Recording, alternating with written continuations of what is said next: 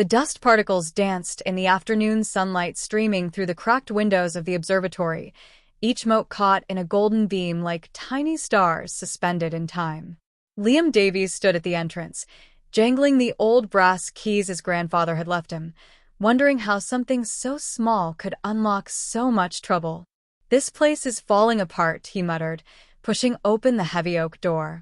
The hinges groaned in protest, a sound that seemed to echo from the very bones of the building. The musty smell of old wood and neglect hit him immediately, mixed with something else, the faint scent of metal polish and oil, as if someone had been maintaining delicate instruments long after they should have been abandoned. Liam was a man of straight lines and practical solutions. At 28, he had built a reputation as one of the city's most reliable architects, designing shopping centers and office buildings that stood firm and served their purpose. Beauty, he often said, was a luxury that clients couldn't afford. Function over form, always. His grandfather Arthur had been the opposite, a dreamer who spent his nights peering through telescopes at distant stars and his days tinkering with contraptions that seemed to serve no earthly purpose. The observatory perched on Hillcrest Ridge like a weathered crown, overlooking the suburban sprawl of Millbrook. Arthur had built it himself over the course of 30 years, adding rooms and modifications with the enthusiasm of a child building with blocks. From the outside, it looked like controlled chaos, a central dome surrounded by smaller structures, connected by covered walkways that seemed to follow no architectural logic whatsoever. "Mr. Davies?" The appraiser, a thin man named Peterson, emerged from behind a massive telescope in the center of the main room. "I've been examining the primary instrument. This is quite remarkable, a 1920s Zeiss refractor in pristine condition. The optics alone are worth more than most people's cars." Liam nodded absently, his attention caught by the sheer volume of stuff surrounding them. Every surface was covered with lenses, prisms, mirrors, and optical devices he couldn't begin to identify. Brass tubes connected to wooden boxes, crystal formations that split light into rainbow fragments, and mechanical contraptions that looked like they belonged in a steampunk novel rather than a serious observatory. "What about the rest of this?" Liam gestured at the clutter. "Most of it looks like junk to me." Peterson adjusted his glasses, examining a peculiar device that appeared to be a kaleidoscope merged with a compass.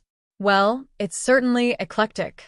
Your grandfather was clearly passionate about optics, but I'm afraid most of these appear to be homemade curiosities. Sentimental value, perhaps, but not much commercial worth." As Peterson continued his methodical cataloging, Liam found himself drawn to a small wooden box sitting on a shelf near the main telescope. It was about the size of a jewelry box, made from what looked like aged walnut, with intricate carvings covering its surface. The carvings weren't decorative flowers or geometric patterns, they were lens shapes. Dozens of them, etched with mathematical precision, showing different curves and angles as if someone had been documenting every possible way to bend light. The box was surprisingly heavy when he picked it up, much heavier than its size suggested. He turned it over in his hands, searching for a way to open it, but found no obvious latch or hinge. The wood felt warm under his fingers, as if it had been sitting in direct sunlight, though the shelf was clearly in shadow. "Interesting piece," Peterson commented, glancing over. "Looks like a puzzle box. Your grandfather had quite the collection of optical accessories." Liam set the box down and unconsciously touched the silver locket hanging around his neck, the only thing of Arthur's he'd worn since the funeral 3 weeks ago. The locket had belonged to his grandfather for as long as Liam could remember, and Arthur had insisted, in his final days, that Liam should have it. "Promise me you'll keep this close," Arthur had whispered from his hospital bed, his hands trembling as he placed the locket around Liam's neck. "It's not just a keepsake. It's a key." A key to what? Liam had wondered, but Arthur had fallen asleep before he could ask. The locket was beautiful in its simplicity, smooth silver with a small circular indentation on the front, as if something had once been set there. Liam had assumed it was meant to hold a photograph, but the space was too small and oddly shaped. As he stood in the cluttered observatory, the locket suddenly felt warm against his chest. He pulled it out, expecting to find it had caught some reflected sunlight, but the silver surface was cool to the touch. The warmth was coming from within somehow, as if the metal itself was generating heat. "Are you finding everything you need?" Liam asked Peterson, who was now examining a collection of prisms arranged on a circular table. "Oh yes, quite fascinating really. Your grandfather was clearly influenced by the work of Joseph Fraunhofer. These spectroscopic elements are quite sophisticated. Though I must say, the organization system is rather—" Peterson paused, searching for a diplomatic word. "Intuitive." Liam chuckled. That was Arthur in a nutshell, brilliant but chaotic, always following connections that made sense only to him. As a child, Liam had loved visiting the observatory, watching his grandfather work on his various projects with the intensity of a master craftsman. But as he grew older and more focused on practical matters, those visits had become less frequent. The magic had faded, replaced by the understanding that Arthur's work was essentially elaborate play. A sudden gust of wind rattled the windows, and Liam noticed one of the smaller panes was loose in its frame. He walked over to examine it, thinking about repair costs and the headache of dealing with contractors. But as he got closer, something caught his eye. The window frame itself was lined with tiny objects, not decorative trim, but what looked like miniature prisms, each no bigger than a fingernail.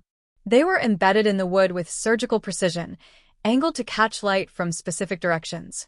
As the afternoon sun shifted, one of the prisms caught a ray and threw a brief splash of rainbow colors across the opposite wall. "Peterson, look at this," Liam called out, but when he turned, the appraiser was gone. A note on the main table explained that he'd received an emergency call and would return tomorrow morning to finish the evaluation. Alone now, Liam found himself drawn back to the window. The loose pane wasn't damaged, it was designed to move. When he adjusted it slightly, more prisms caught the light, creating a more complex pattern of colors on the wall. It was beautiful, yes, but also precise. Mathematical. The kind of precision that suggested purpose rather than mere decoration. The wooden box seemed to call to him from across the room. He picked it up again, and this time he noticed something he'd missed before. The lens shapes carved into its surface weren't random. They corresponded to the angles of the prisms in the window frame. And there, barely visible among the other carvings, was a small circular indentation that looked exactly like the one on his locket. His heart began to race. Could it be that simple? He pressed the locket against the matching shape on the box and heard a soft click. The top of the box opened with a gentle sigh, revealing a collection of lenses nested in individual compartments, each one perfectly fitted to its space. Most of the lenses were clear crystal, but one was different, a small, perfectly round piece that seemed to contain its own light. When Liam held it up, it didn't just refract the sunlight passing through it. It seemed to amplify it, concentrate it, make it more alive somehow. The locket's warmth was growing stronger, and almost without thinking, Liam found himself examining the circular indentation more closely. The lens from the box fit perfectly, settling into place with another soft click. The moment it did, the entire observatory seemed to hold its breath. Then he heard it, a low, almost musical humming that seemed to come from everywhere and nowhere at once. The sound was too regular to be wind, too complex to be machinery. It was as if the building itself was waking up. Liam spun around, searching for the source of the sound. The main telescope, which had been pointing at an awkward angle toward the floor, was moving. Slowly, silently, it rotated until it pointed directly at the wall opposite the window where he'd been working with the prisms. "What the hell?" Liam whispered, but his voice was lost in the growing symphony of mechanical sounds. Throughout the observatory, devices he dismissed as junk were coming to life. Mirrors were adjusting their angles, prisms were rotating on hidden pivots, and mechanical arms were extending from concealed compartments in the walls. The late afternoon sun was streaming through the adjusted window pane, hitting the prisms in the frame with perfect precision. But now, instead of creating simple rainbow patterns, the light was being caught, redirected, amplified, and focused by dozens of hidden optical elements throughout the room. A beam of concentrated sunlight hit a mirror mounted on the far wall, which reflected it to a series of prisms arranged in a spiral pattern near the ceiling. Those prisms split the light into its component colors, each color striking a different mirror positioned with mathematical precision around the room. The colored beams bounced from mirror to mirror, growing brighter and more complex with each reflection. Liam stood frozen in the center of the room, watching in amazement as his grandfather's useless contraptions revealed themselves to be components of an incredibly sophisticated optical machine. The humming grew louder, more musical, as if the light itself was singing. Then the main telescope's eyepiece began to glow. Not with reflected light, but with its own internal illumination. The telescope wasn't designed to look at the stars, it was designed to project them. The first image appeared on the wall, like a gentle explosion of silver light. Stars. Hundreds of them, twinkling against a deep blue background that seemed to extend far beyond the physical wall. But these weren't static points of light. They were moving, dancing, forming patterns that shifted and evolved like living things. The constellation of Orion materialized first, but instead of the familiar static arrangement Liam remembered from textbooks, these stars pulsed with different colors and intensities. The belt stars burned bright blue, while Betelgeuse glowed red as a ruby. The stars seemed to breathe, growing brighter and dimmer in a rhythm that matched the musical humming filling the room. As more light beams found their targets, the display expanded. The walls disappeared, replaced by a vast panorama of deep space. Nebulae swirled in clouds of pink and purple, their gases dancing in slow, hypnotic spirals. Galaxies wheeled overhead, their billions of stars reduced to soft, glowing streams of light. But this wasn't just a projection, it was an experience. When Liam moved, the display responded, shifting perspective as if he were actually floating through space. He reached out instinctively to touch a passing comet, and the light seemed to bend around his hand, creating ripples in the cosmic display. The temperature in the room had changed too. The stuffy, dusty air was now filled with a gentle breeze that carried the scent of ozone and something else, something that reminded him of the moment just before dawn, when the air itself seems to hold infinite possibility. A new element was added to the display. Shooting stars began to streak across the artificial sky, each one leaving a trail of silver fire. But as Liam watched more closely, he realized the shooting stars weren't random. They were drawing something, leaving behind lines of light that slowly formed letters in the air. The message appeared gradually, written in flowing script made of starlight itself. My dearest Liam, the greatest wonders aren't found in books, but in the light you create. Liam's breath caught in his throat. Arthur's voice seemed to echo in the musical humming that filled the room, warm and familiar despite the impossibility of what he was experiencing. The message continued to form. Never stop looking up. This isn't just a building, it's a window. Find your own light. Love, Grandpa. As the final words took shape, a small panel in the wall slid open with a soft whisper. Inside was a leather journal, its pages filled with Arthur's familiar handwriting. Liam picked it up with trembling hands, the cosmic light show continuing to dance around him as he read. My dear boy, the journal began, if you're reading this, then you've discovered my greatest creation. Not the telescope, not the optical instruments, but this, a machine designed to create wonder. I built it for you, knowing that your brilliant mind had become too focused on the practical, too concerned with what is rather than what could be. Every useless contraption in this observatory is actually a vital component of this system. I spent 30 years perfecting it, calculating angles, testing refraction patterns, and timing mechanical movements to create this single, perfect moment when light becomes magic. You see, Liam, I knew you would inherit this place, and I knew you would want to sell it. You would see only the real estate value, the potential for development, the practical applications. But I also knew that if I could show you just once what imagination can create when combined with technical skill, you might remember why you fell in love with building things in the first place. Architecture isn't just about creating shelter, it's about creating spaces where people can dream, where light can dance, where the impossible becomes possible. You have the skills to build wonders, my boy. You always have. You just forgot how to see them. The display around him was changing again. The deep space vista was being replaced by something more intimate, a recreation of the observatory itself, but transformed. Instead of the cluttered workshop it had been, The projection showed it as a place of learning and discovery, with groups of children watching in amazement as light painted stories across the walls. "I've left you the plans," Arthur's journal continued, "not just for this light machine, but for buildings that could incorporate similar principles. Imagine hospitals where healing light dances across the ceiling, schools where lessons are painted in rainbow colors, homes where every sunset becomes a work of art. The locket where contains the master control lens.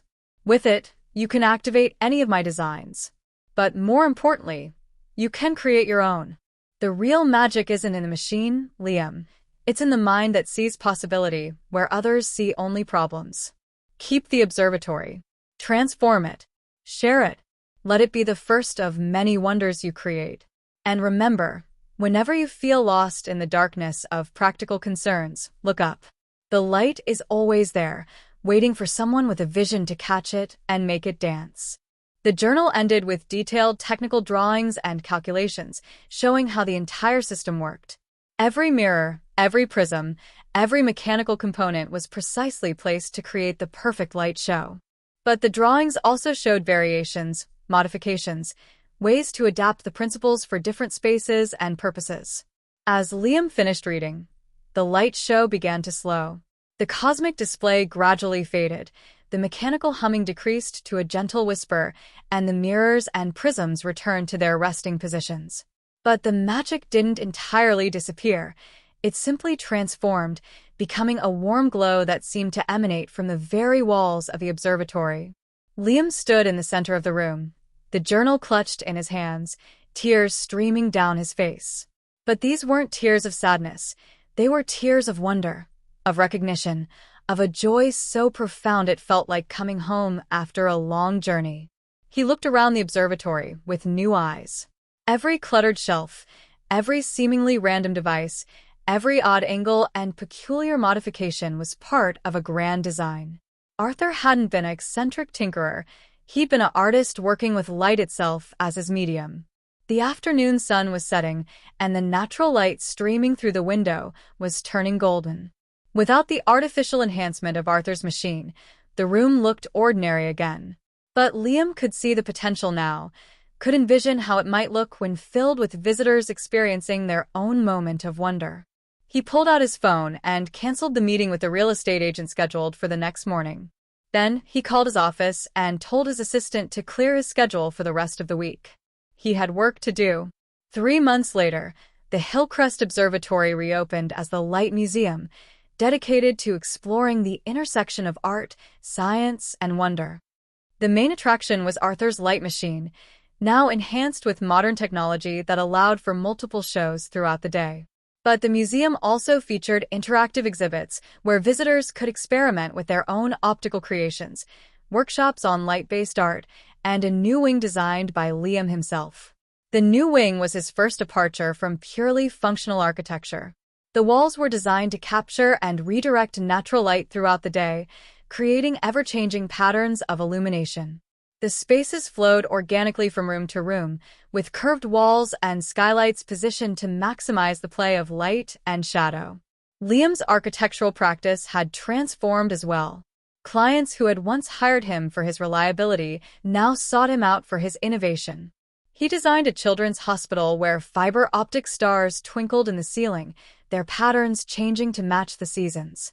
A public library where reading nooks were illuminated by carefully positioned mirrors that tracked the sun's movement throughout the day. A housing development where each home included a light room, a space designed specifically to celebrate the daily dance of natural illumination. The wooden box sat on his desk now, its lens compartments filled with new creations of his own design. He'd learned to work with light the way other artists worked with paint or clay, bending and shaping it to create beauty and meaning. The locket still hung around his neck, its master lens connecting him to his grandfather's vision while inspiring his own. On clear evenings, Liam would climb to the observatory's dome and look out over the town below. The lights of Millbrook twinkled like earthbound stars, each one representing a life, a dream, a possibility. He thought about Arthur's words, that the greatest wonders aren't found in books, but in the light you create. He was creating light now, not just in his buildings but in the lives of the people who experienced them. Children who discovered that science could be magical. Adults who remembered what it felt like to be amazed. Families who gathered in spaces designed to bring out the best in human nature. The observatory had become more than a museum. It had become a beacon, casting its influence far beyond the hilltop where it stood. And Liam, no longer just a practical architect but a creator of wonders, continued to build spaces where light could dance, where imagination could soar, and where the impossible became possible. As he stood in the dome, watching the stars emerge in the darkening sky, Liam smiled. Arthur's final gift hadn't been a building or a machine. It had been a reminder that the most important structures we build are the ones that inspire others to dream. And in that gentle glow of understanding, surrounded by the infinite possibilities of light, Liam continued his grandfather's work, one beam at a time. The light show ended each evening with the same message Arthur had programmed into the original system, but now it carried new meaning. Never stop looking up. This isn't just a building, it's a window.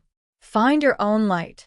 And in the warm, golden glow of the observatory's windows, visitors could see that message being lived out every day as light continued to dance, wonder continued to grow, and the impossible continued to become possible, one ray of sunshine at a time.